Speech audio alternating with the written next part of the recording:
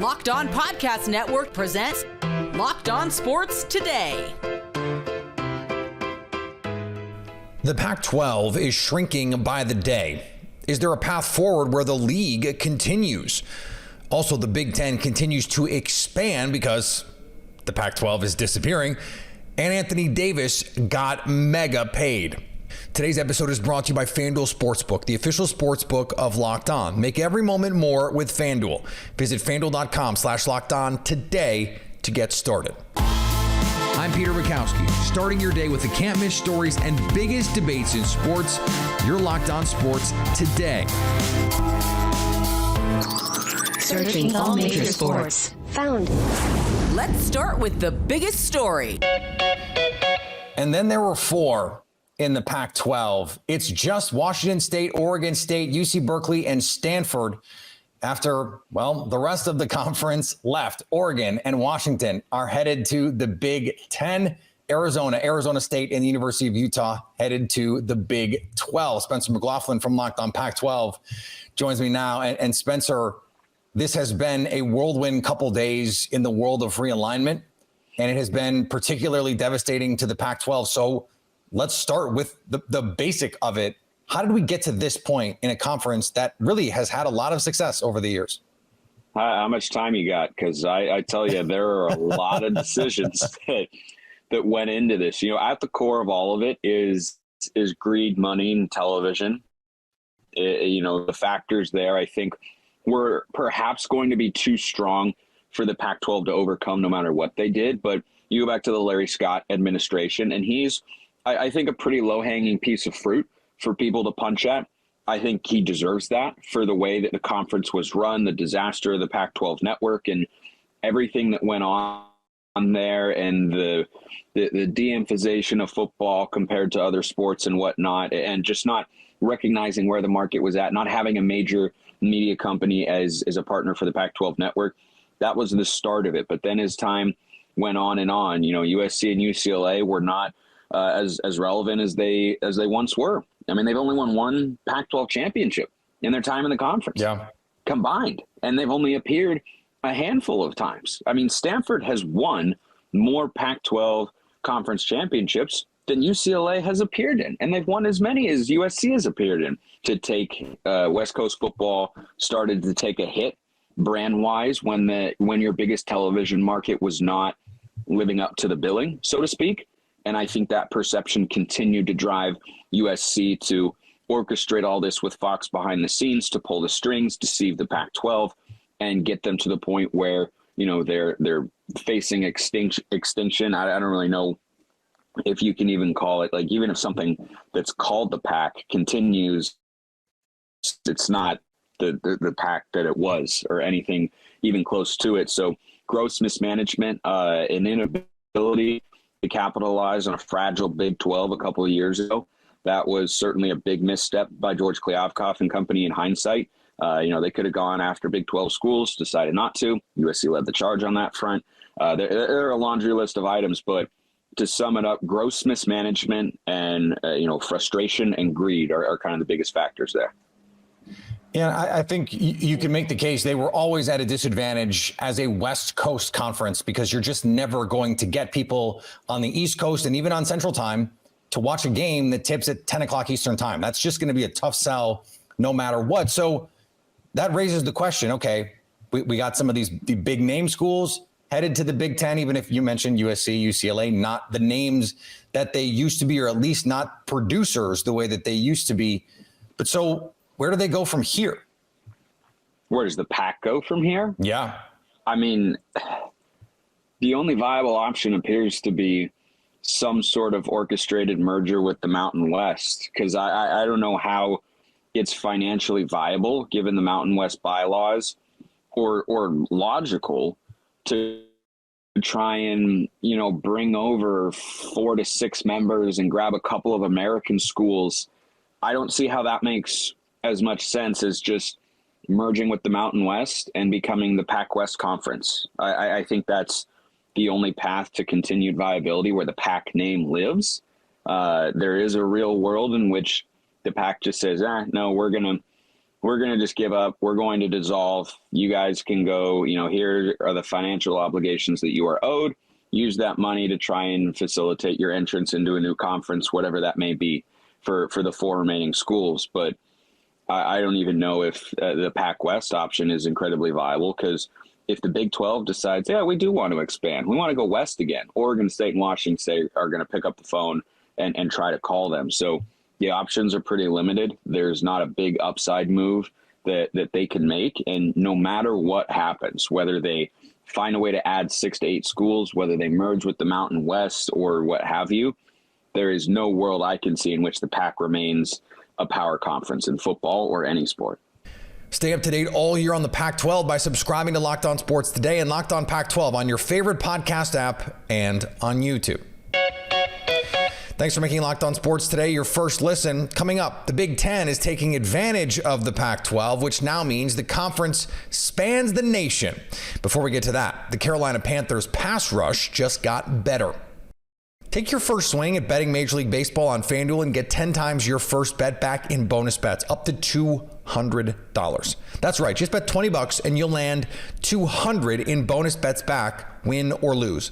That's $200 you can spend betting everything from the money line to the point total to who you think is going to hit the first home run.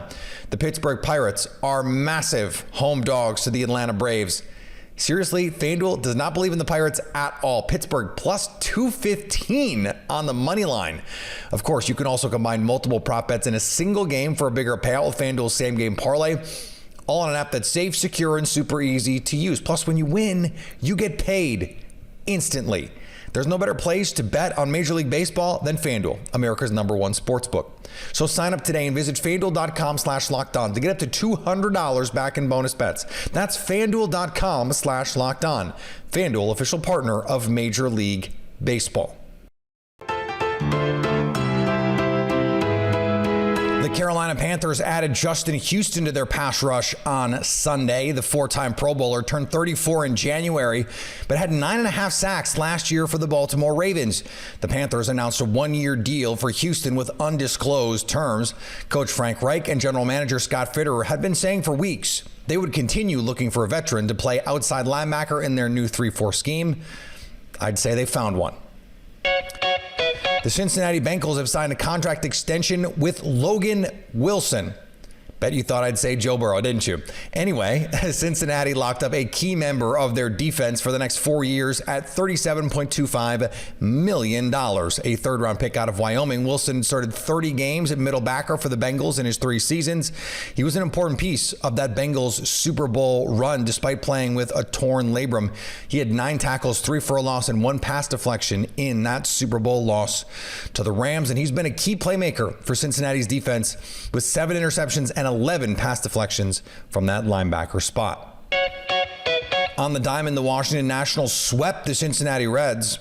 The Washington Nationals beat the Cincinnati Reds 6-3 down in Cincinnati to complete the series sweep. Ryan Clary from Locked On Nationals here. Today's game started just how it ended, with the Nationals up in front. The Reds had someone making their major league debut, and the first 2 pitches that he threw in the majors, C.J. Abrams took one 400 feet to the right field, and then Lane Thomas goes 405 to dead center field. And those 2 guys carried this Nationals to a win in Cincinnati. And ultimately, though, Jake Alou as well. How about his performance today, adding 2 hits, 2 RBIs in today's contest as well. He also had a stolen bag, and he had a walk in today's game. I'm telling you, these red hot Nats, man, something is cooking, something is up.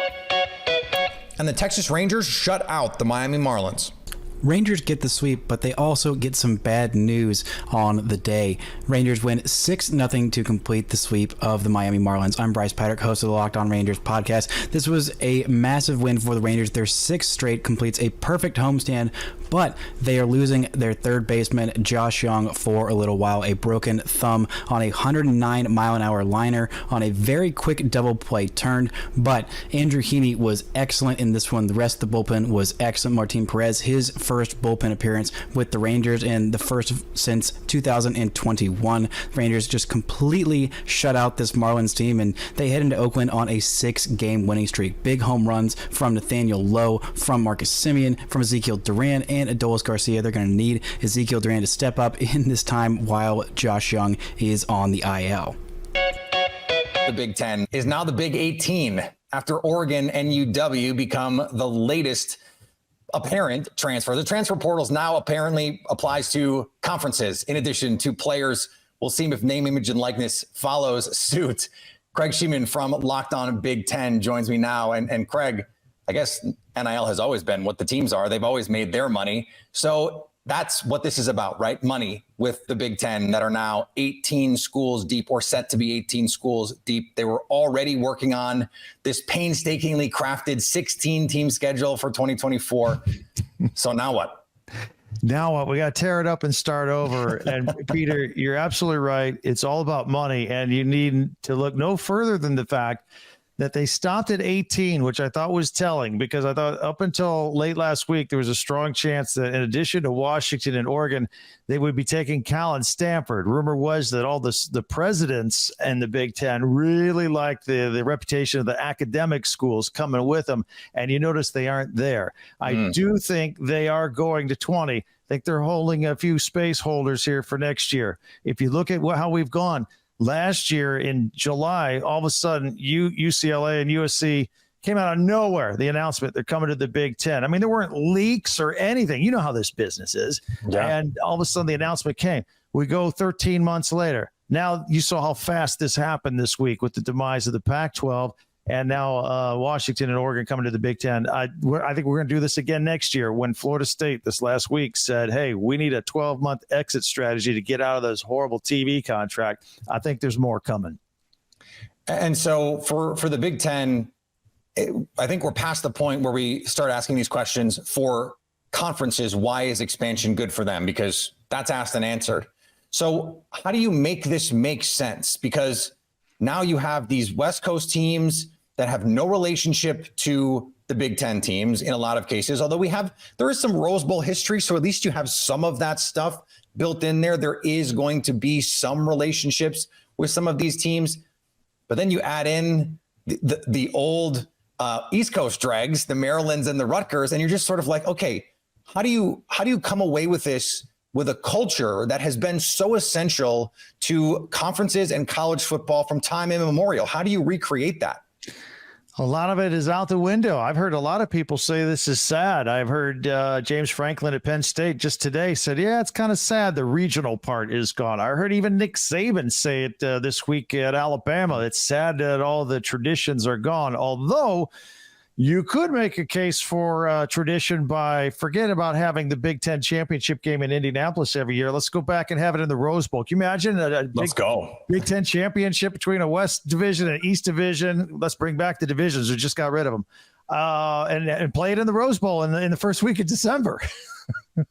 That sounds great to me. I think you'll get a lot of eyeballs on it. It does make financial sense. I understand that.